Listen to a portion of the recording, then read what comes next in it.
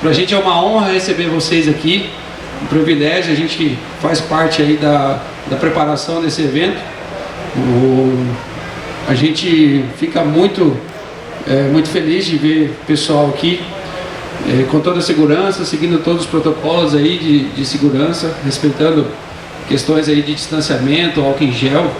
Então, para a gente é muito gratificante. Pessoal, vou tomar um tempo aí de 12, 15 minutos da atenção de vocês, só para mim fazer uma abordagem aqui sobre o assunto de bioinsumos e interações biológicas na agricultura, né? Um assunto que está muito em evidência aí. Então, vou fazer uma introdução, mostrar alguns dados, algumas curiosidades sobre o assunto, né? Depois eu vou convidar nosso professor aqui, Eric, para ele estender um pouco mais aí a fundo esse assunto para vocês. Pessoal, começando aqui com uma curiosidade sobre esse assunto, uma comparação aí sobre duas potências do mundo aí na questão de produtividade de grãos, né? Uma curiosidade: o Brasil hoje ele utiliza apenas 7,4%, né, do seu uso aí das terras ocupadas com lavoura, enquanto aí comparado aí aos Estados Unidos, a gente tem 17,7%, né, dos Estados Unidos aí ocupado com lavouras, né? O que significa isso? Então, isso mostra, pessoal, que cada dia mais a gente tem que se preocupar com tecnologias, né, que devolvam para o nosso solo aí e tragam produtividade para a gente aproveitar, né, essa área cultivada. Então é um pouco disso que a gente vai falar, um pouco do que pode interagir nesse solo para que ele devolva para a gente aí, através de produtividade, né, trazer produção aí nessa nossa área cultivada. Então, se a gente fosse fazer um desenho do mapa do Brasil, né, pegando aquelas porcentagens, ele seria mais ou menos assim, né? A grande área aí com mata, grande área com pastagem, e ali os seus 7,7% de área cultivada. Então, a gente realmente tem que cada vez mais explorar isso, utilizar ferramentas para aumento de produtividade, né? Interagir a vida do solo para ele devolver para a gente tudo aquilo que a gente extrai. Bom, então, acho que um marco aí que a gente não pode deixar de falar, né, quando a gente fala de interação de vida biológica do solo, é a questão do plantio direto, né, que foi um marco aí que teve e que vem crescendo cada dia mais. Hoje estima-se que 75% das lavouras cultivadas no Brasil são no sistema de plantio direto, né? E quando a gente fala aqui no sul, sudeste do estado de São Paulo, norte do Paraná, essa porcentagem vai ser muito maior ainda. Então, o sistema de plantio direto, ele nos trouxe aí vários benefícios, né? Vou mostrar aqui algumas curiosidades. E quem não se lembra, né? Antigamente aí são várias operações aí, arado, gradão, né? A gente deixar a terra preparada aí para efetuar o plantio, né? E hoje isso mudou muito. Hoje as ferramentas nossas aí é totalmente diferente, né? Vocês viram o pessoal de máquinas aqui, as tecnologias aí totalmente voltadas para o plantio direto. E isso nos trouxe muitos benefícios, né? E aqui, pessoal, ó, atualmente deixam de ser erodidos quase 100 milhões de toneladas de solo rico em nutrientes, né? Então, quando a gente começou essa prática aí, a gente evitou essas erosões e, consequentemente, a gente trouxe aí um aproveitamento melhor dessa camada do solo, que é a camada rica, né? Aqueles 5, 7 centímetros ali, que é onde a gente tem que aproveitar e extrair os nutrientes. Então, antigamente aí com a condução do preparo do solo, a gente deixava, né, essa erosão aí levava muito nutriente, muito camada rica aí do solo. Outro ponto também, pessoal, é que mais de 18 bilhões de metros cúbicos de água é mantido no solo na prática do plantio direto. Então a gente sabe aí que o cultivo ele resiste mais ao estresse hídrico, né, quando a gente tem um solo aí com maior teor de matéria orgânica, um solo com palhado, um solo de plantio direto.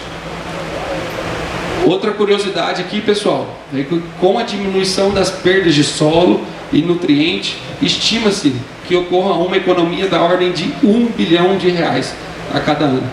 Então imagine o investimento para a gente recuperar, para a gente devolver para o solo tudo aquilo que apenas uma mudança de sistema de plantio nos trouxe, né? Então, isso é um pouco do benefício, um pouco das curiosidades aí que o plantio direto nos trouxe. Então, voltando aqui, pessoal, a gente busca cada dia mais esse solo orgânico, um solo com interação, um solo com vida, um solo com fungos benéficos, um solo com bactérias, que ele traga essas interações aí para que a nossa raiz, a nossa rizosfera da raiz aí, ela atua de uma forma mais estruturada, né, com maior possibilidade aí de crescimento e desenvolvimento. Uma curiosidade aqui também, pessoal, às vezes a gente pode pensar, né, que eu faço um cultivo só no ano, eu utilizo pouco meu solo, mas uma curiosidade, se a gente plantar só soja, né, dependendo aí do ciclo da região, a gente vai utilizar aí em torno de 40 a 45% do tempo anual com o cultivo. Então a gente tem que pensar aí nesse 60% que nos resta aí para a gente devolver para o solo tudo aquilo que a gente extraiu. Quando a gente fala em safra e segunda safra, né, safrinha aí, dependendo também de ciclo, de milho, de soja, de altitude, a gente fala aí que a gente gasta um tempo no ano aí em torno de 80 a 85%. Então sobra-se aí em torno de 15% do nosso tempo para a gente preparar, a gente devolver, né, no solo aí tudo que a gente extraiu. E por que não já devolver, né, durante esse cultivo, né, durante o próprio plantio? Como que a gente pode fazer isso? Justamente com esse assunto, a interação, né, biológica do solo, interação aí da vida, de fungo, de bactéria, né, que vai trazer benefícios aí durante a implantação da cultura. Então, a gente pode pensar, mas o solo tem várias camadas, né? O solo profundo aí, né? A gente pode explorar mais, mas na verdade as camadas aí que sustenta a planta, que traz o nutriente, são as primeiras camadas. Aqueles 5, 7, 10 centímetros ali é o principal do solo. Ali que está o material orgânico, né? Ali que está a matéria inorgânica também, que a gente, né, com os nossos parceiros aí, tem produto que auxilia na transformação desse material inorgânico em matéria orgânica, que vai auxiliar em tudo isso na planta, auxiliar na interação, auxiliar aí na resistência de uma falta de água, no estresse hídrico. Então, esse o perfil do solo que a gente tem que fazer essa interação, fazer essa estrutura aí para a gente obter aí produtividades mais altas. Então, pessoal, essa imagem ilustra aqui, né, um solo à direita, o que a gente busca, né, a interação de fungos, bactérias, né, uma melhor caixa de água ali, uma melhor capacidade hídrica, né, enquanto à esquerda aí um solo mais degradado, um solo sem vida, um solo sem interação. Então, consequentemente, o cultivo ali de milho, de soja, de qualquer outro cereal, ele vai ser mais afetado, né? Ele vai ter uma tolerância menor aí e, consequentemente, uma menor produtividade. Então, esse é um cenário ideal, né? Todos esses fatores aí que a gente falou de água, de erosão, de economia, né? Economia de fertilizantes aí, né? Com certeza um solo desse aí ele vai ter uma maior capacidade nesses requisitos aí. Então, hoje, o que a gente tem, né? Como que a gente pode auxiliar, né, para devolver essa vida ou para utilizar ferramentas menos agressivas, né? Que sempre a gente fala, né, professor, a gente não recomenda o não uso do químico, mas, claro, uma interação das ferramentas é sempre muito bem-vinda. A gente trabalhar mecanismo de ação, trabalhar ferramentas. Então, a gente tem algumas aí que a gente pode usar para nos auxiliar. O primeiro aqui é o vírus, né? Falar de vírus, o pessoal até assusta aí, né? Pandemia, mas existem alguns vírus benéficos aí, como baculovírus, né? Principalmente aí no controle das lagartas. As bactérias, existe muito trabalho de bactéria aí, bactéria que auxilia no controle de fungo, bactéria que ajuda a solubilização de fósforo, né? Ajuda aí na estrutura da planta. Os fungos, né? Existem vários tipos de fungo aí que são benéficos, tem várias interações aí, vários tipos de proteção para o nosso cultivo. Nematóides, né? Não são só os nematóides aí que tiram a produtividade, mas tem nematóides também que a gente pode melhorar a estrutura do solo, né? Ele atua aí como um vilão de outros germes de solo. Inseto, os macroparasitas aí também, que vem crescendo bastante no mercado aí, no controle aí de pragas também. Ácaros, né? Estão sendo muito usados. As algas, que auxiliam aí no desenvolvimento de planta, né? Proteção, melhor desenvolvimento, consequentemente uma planta mais nutrida, ela vai se defender melhor. E também plantas, né? Tem nosso parceiro Peninha aí, com extrato de plantas. O mercado está crescendo muito também, né? Esses extratos aí, além de trazer alguns benefícios na fisiologia da planta, ele pode também estar inibindo, repelindo insetos aí. Então são vários os assuntos aí, o que temos de ferramenta aí para a gente atuar nesse segmento. Então aqui, pessoal, está um pouco ruim para a gente ver ali, mas isso aqui é uma lista, né, de vírus ali. A gente tem mais de 10 vírus, mais de 10 fungos, são 4 ácaros, uma gama grande de bactérias aí estudadas, nematóide e insetos. Então uma lista aí que vai nos auxiliar, que vai nos trazer vários benefícios aí, né, nessa interação, nesse assunto aí de bioinsumos, na interação disso com o nosso cultivo. Tá joia? Agora chama aqui nosso professor, ele vai abordar um pouquinho mais de cada ferramenta, um pouquinho de bactéria, um pouquinho de fungo, para a gente aí continuar o nosso debate aqui. Tá joia, pessoal?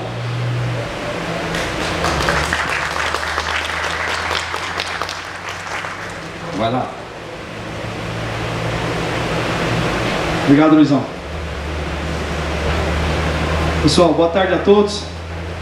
Boa tarde, Mudo, time aí da Rizobacter, pessoal da Superbacter. Sejam todos bem-vindos. É um prazer, é uma satisfação estar aqui com vocês. Eu vou continuar de máscara, assim como o Luizão, para respeitar aí os trâmites que nós estamos precisando, né? O convite, então, para a gente falar um pouquinho de bioinsumos, dessa importância, essa interação hoje aqui. E é importante que os produtores passaram nos stands, né, da Coopert, da Biotrop, da Superbac, da Openin. Isso vai consagrar um pouquinho que nós vamos trazer aqui, dando sequência a esse bate-papo que o Luizão iniciou aqui, ok? O nosso convite aqui é para que vocês vejam o solo, não só o que a literatura fala. Olha, vamos olhar o solo 20 a 40, 60 a 80, 1 metro, 2 metros, como o concurso do SESB, né? O convite que nós fizemos ontem para os produtores foram: vamos utilizar o solo ou olhar o solo até os 5 centímetros, primeiramente. Depois, vamos aprofundando um pouquinho mais. Mas vamos cuidar desse solo, a primeira camada, que é os 5 centímetros. Nós não estamos ainda a todo vapor, né? Tudo aquilo que pode entregar para nós esses fungos, bactérias ou os micro-organismos como geral, nesse solo, nessa primeira camada. Então esse é o convite. Qual que é essa interação dessa camada 0 a 5 centímetros? Okay? Bom, essa figura nos traz assim, abaixo, né, onde está o sistema radicular, existe outro mundo que nós não conhecemos tão bem ainda. Estamos começando a conhecer. Eu coloco um fertilizante de qualidade, seja da Superbac, da ICL, né, da Comas, coloco da Mosaic, os fertilizantes de alta qualidade. E o que acontece ali embaixo com essa interação? Porque às vezes eu posso até perder produtividade por falta de algum micro-organismo que vai fazer todo esse processo, né? O primeiro ponto é: eu vou iniciar meu plantio de soja numa área onde era pastagem ou cana. O que a Embrapa nos fala, né? Coloca 4, 5, 6 doses de Rizobio, não é isso? Por quê? Porque não tem essas bactérias suficientemente no solo. Então eu preciso aumentar essa quantidade.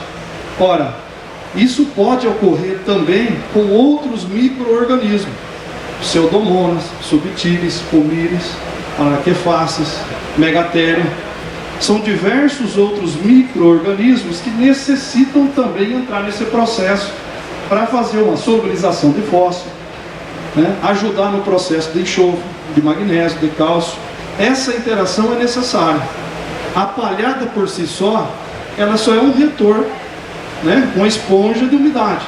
Mas eu preciso transformar essa palhada em ácidos úmicos e fúlbicos. Essa transformação que vai passar pelo processo de humus, depois ácidos úmicos e fúlbicos. Quem vai fazer esse processo? Os micro-organismos. Então a palhada, como o Luizão colocou, é o primeiro passo. Mas eu preciso inserir esses micro-organismos no sistema, porque a quantidade que eu tenho ainda é baixa. Ok? Então vamos olhar o solo um pouquinho mais com lupa. Aquilo que eu, produtor, eu, colega, consultor, posso fazer para ajudar no dia a dia em acelerar realmente a produtividade.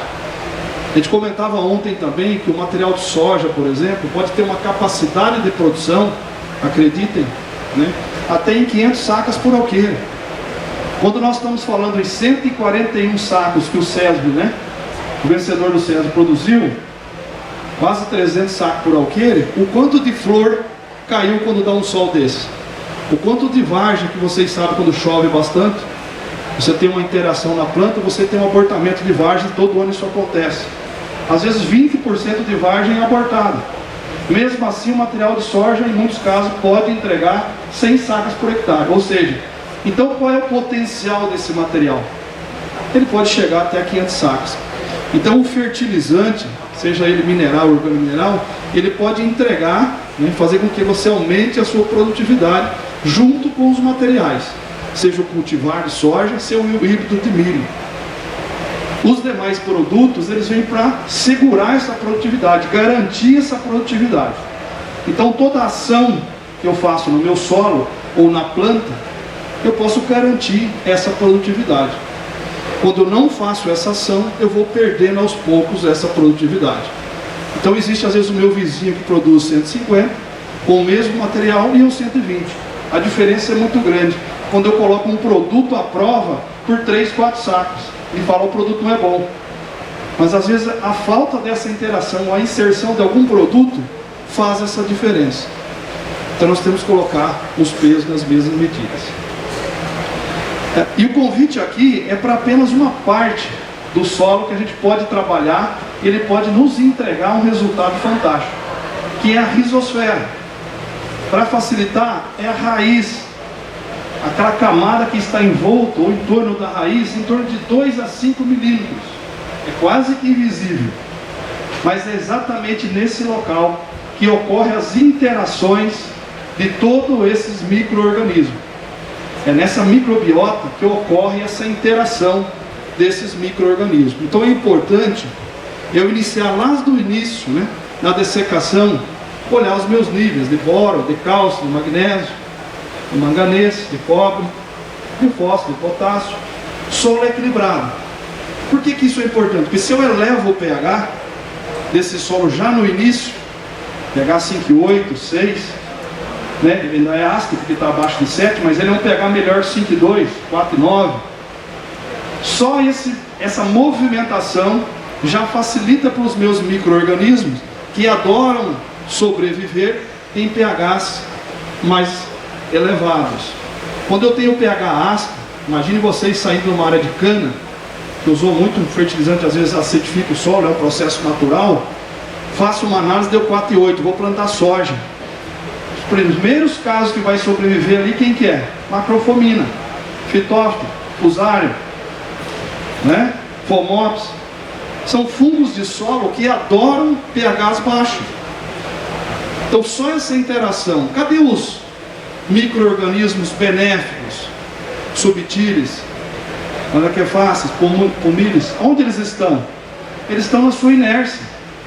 Eles não conseguem sobreviver nesse ambiente ácido. Então eles paralisam o seu processo. Eles continuam lá, mas não estão ativos. Então primeiro eu faço essa correção e começo a colocar esses micro-organismos no ambiente. O primeiro deles, o rizóbio. É fundamental para que eu possa trabalhar com soja.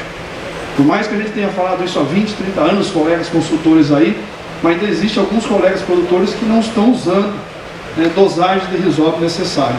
Esse rizóbio, que custa R$ 3,20, R$ 4,00, tem a capacidade de nos entregar 400 kg de ureia por hectare.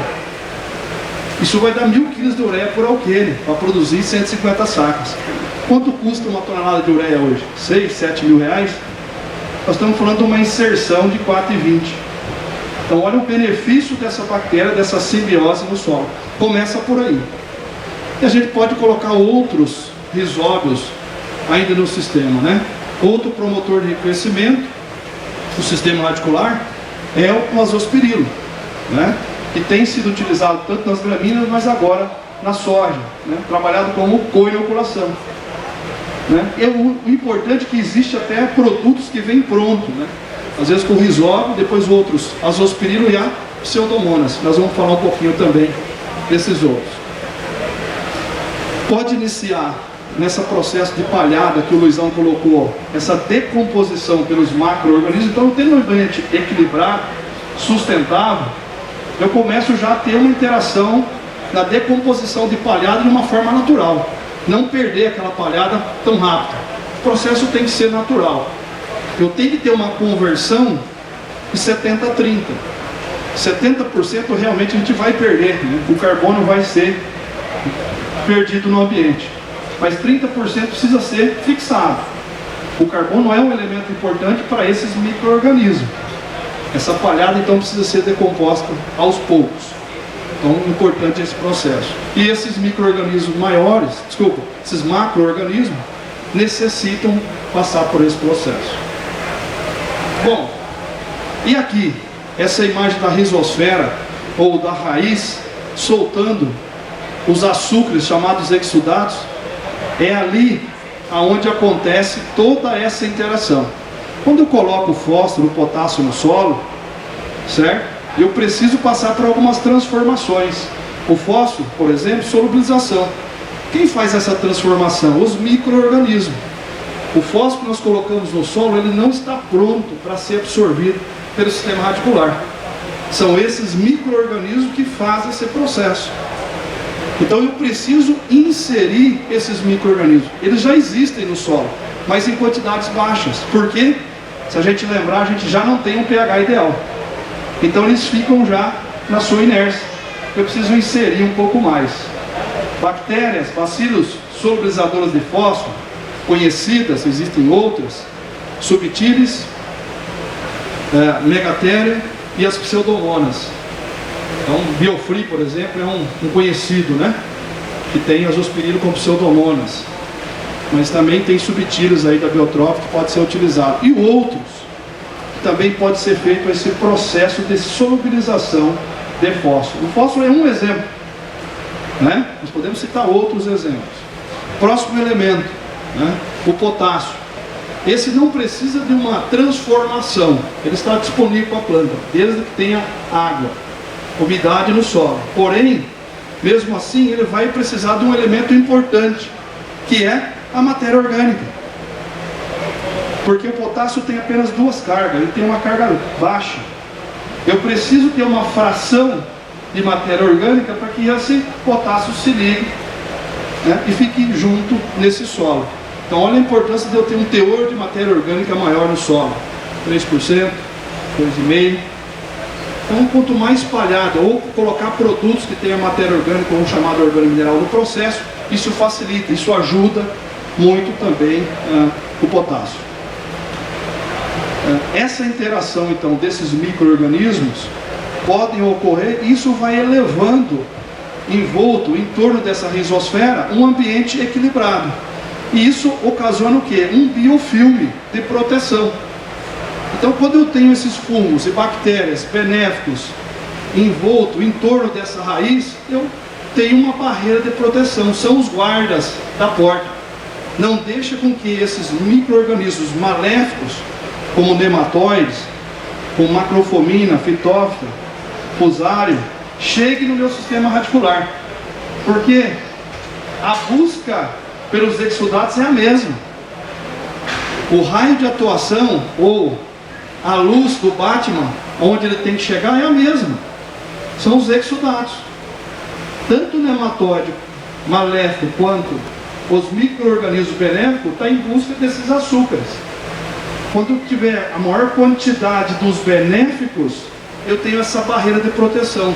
E eles não conseguem chegar.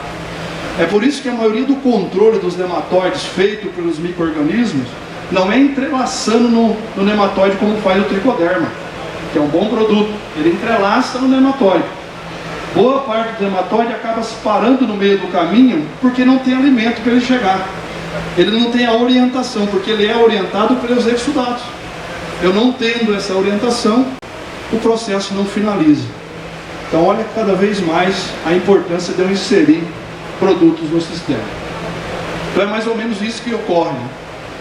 Eu fazendo em volta, em torno dessa raiz, seja por tratamento de semente, seja por tratamento em suco, seja pulverizado, seja aplicado na planta, como é o caso do Openin, o produto circula na planta e é absorvido. Não importa a forma que eu vou fazer isso, um fertilizante que possa fazer isso, ter já elementos que possam aumentar essa carga de proteção e fornecer esses micro-organismos. Tudo isso ajuda no processo de preservação do meu sistema radicular. Isso eu vou ter uma interação maior de absorção.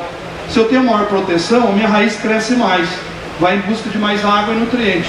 Consequentemente, a minha produtividade está pré-estabelecida. Como eu disse para vocês, o único elemento conhecido que não precisa tanto da transformação é o potássio. Eu estou repetindo aqui, porém, ele necessita muito da matéria orgânica para estar no processo. O potássio nunca fica fixado. A palavra do potássio é retido.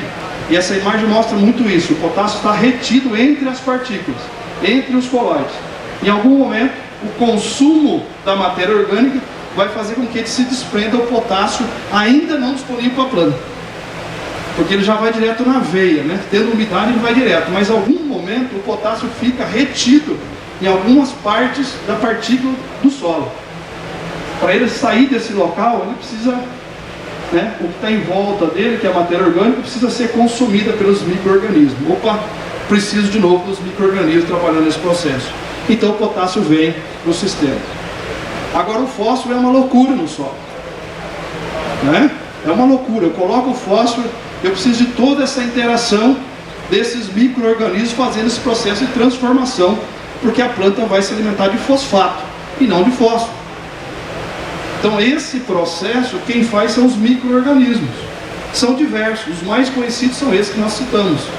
Mas eu preciso desses elementos para que esse fósforo seja entregue realmente para a planta. Por difusão, que é a maioria do fósforo, pode ser por interceptação, que é pouquinho, ou por fluxo de massa. São as três formas que a planta bebe o alimento. A boca da planta é a raiz, e ela vai ser absorvida, esses elementos, por esses três modos, vamos chamar modos de ação: interceptação, fluxo de massa ou difusão. Então quanto mais próximo à raiz o fósforo, melhor. O potássio é controverso, né? Ele precisa estar no solo.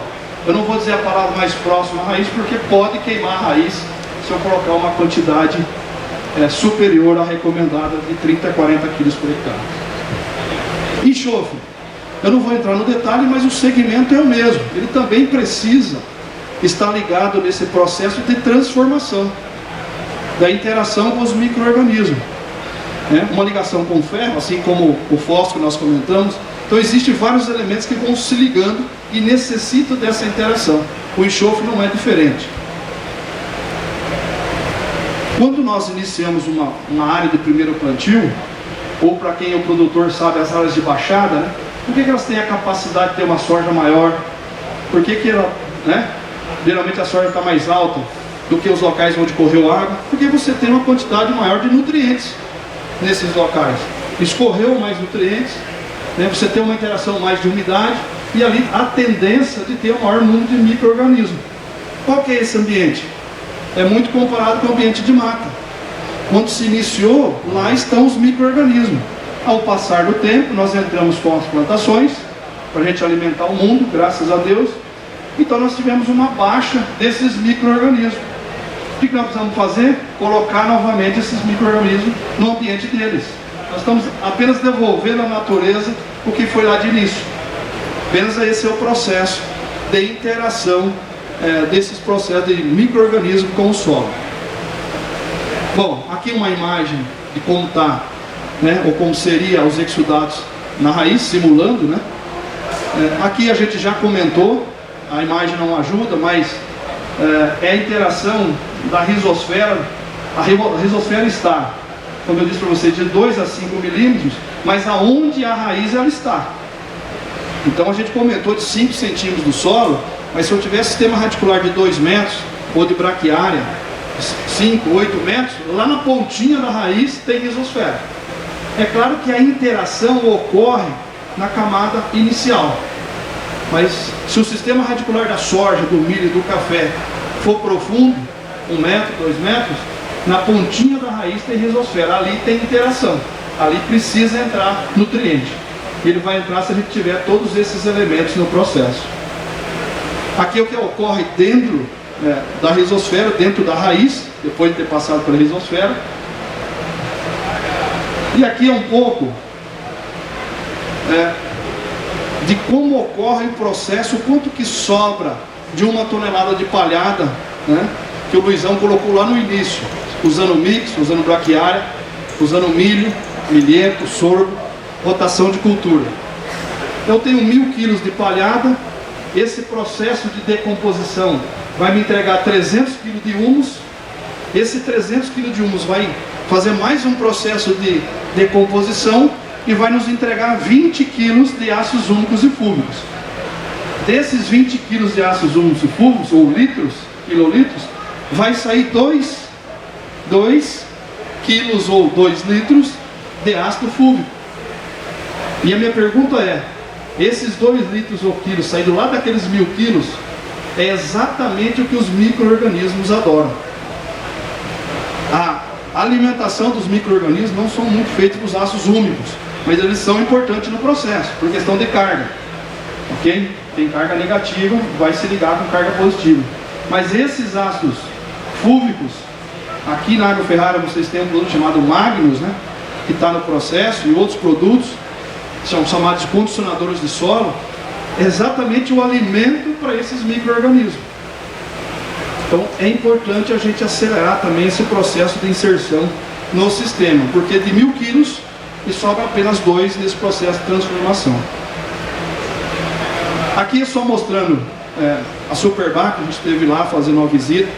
Eles têm um laboratório que faz esse processo da BIAS, né, da bioanálise de qualidade do solo. Tem pouquíssimos laboratórios no Brasil credenciados pela Embrapa para fazer esse processo, que eu sei hoje o quanto de químico ou nutriente tem no meu solo, física do solo, compactação, ou silt, argila e areia, e a última agora é a qualidade do solo. Eu consigo medir, certo, o quanto está sendo liberado de algumas enzimas desses micro-organismos. Pode ser os benéficos, pode ser os maléficos. O que vai identificar isso é o banco de dados que essas empresas têm.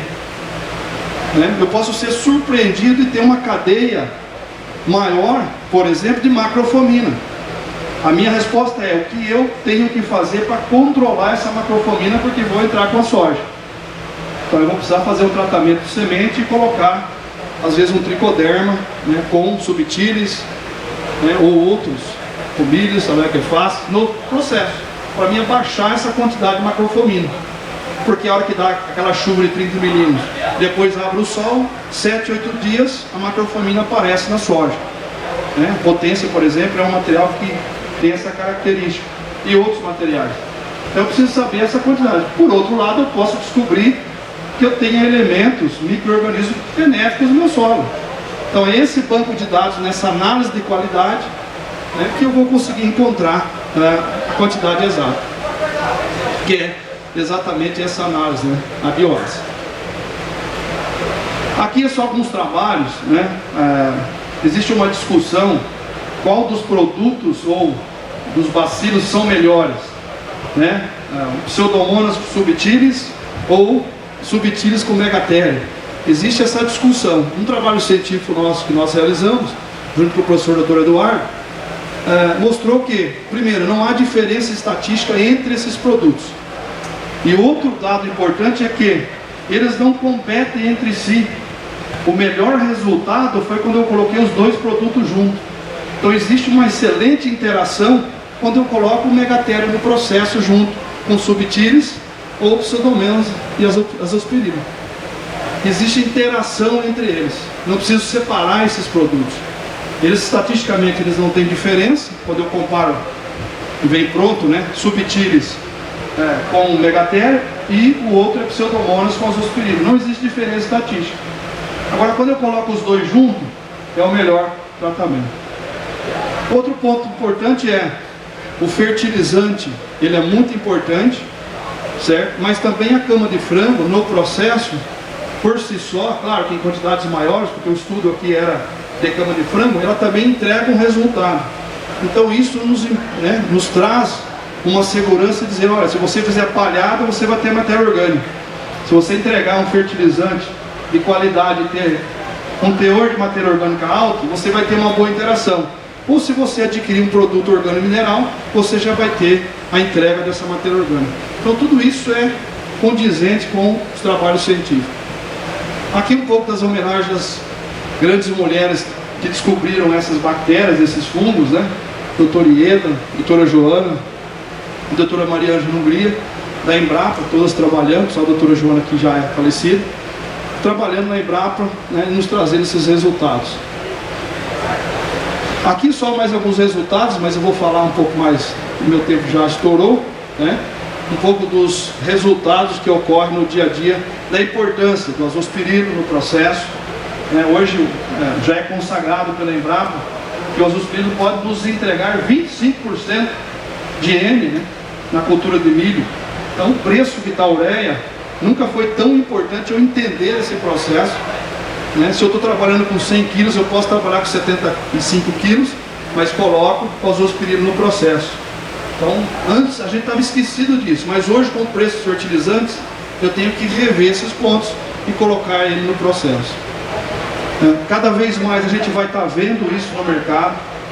A gente vai continuar recomendando como AgroGaros a associação de produtos químicos com biológicos ou bioinsumos, mas cada vez mais o mercado está indo para esse ramo dos bioinsumos, certo? Seja para controle de pragas, seja para o controle de doenças, né? E aí está a imagem do grande desafio, né? Como controlar o percevejo sem controlar ou matar as abelhas, que é o principal fator aí de colocação de pólen no ambiente. Então isso é possível hoje, né? Nós temos diversos produtos, inclusive dentro do AgroGaros, que é possível a gente trabalhar nesse ambiente mais sustentável.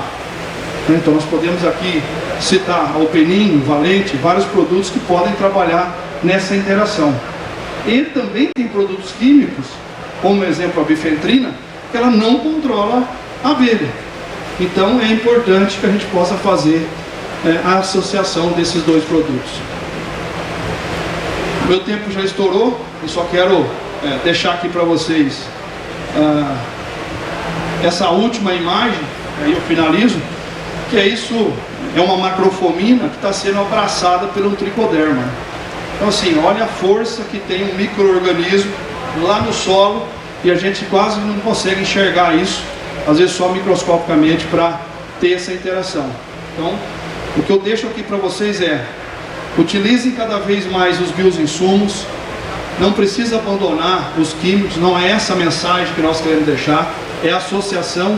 Falava com a Eliana hoje da Corteva, a importância da gente ter o produto químico associado ao bioinsumo, ajudando ambos o processo. E os produtos de bioinsumos sendo associados pelos químicos também para fazer esse controle. Então a interação entre eles. A partir do momento que a gente chegar na linha 4, aí vocês por si só, produtores, vão dizer assim: olha, eu consigo agora tocar, agora eu entendi o processo, talvez eu vou pular para o 5 e vou usar só bioinsumo. Mas isso é uma escala, aos poucos, os próprios consultores, a gente tem que ter essa segurança natural do produtor, e nós vamos crescendo aos poucos. Mas esse é um mundo já possível hoje para vocês. Beleza? Senhores e senhoras, obrigado. Desculpa aí passar um pouquinho da hora, mas deixo aqui minhas considerações e fico aberto a perguntas. Grande abraço a todos.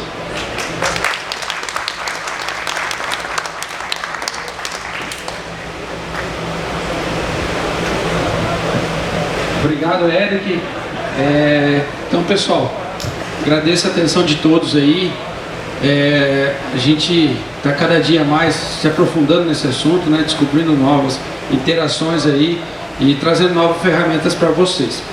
Pessoal, agora encerrando aqui, 5 minutinhos. Quem não preencheu o cupom aqui, ó, pode preencher, pegar os carimbos aí nas barracas. 5 minutinhos a gente vai iniciar o sorteio. Então...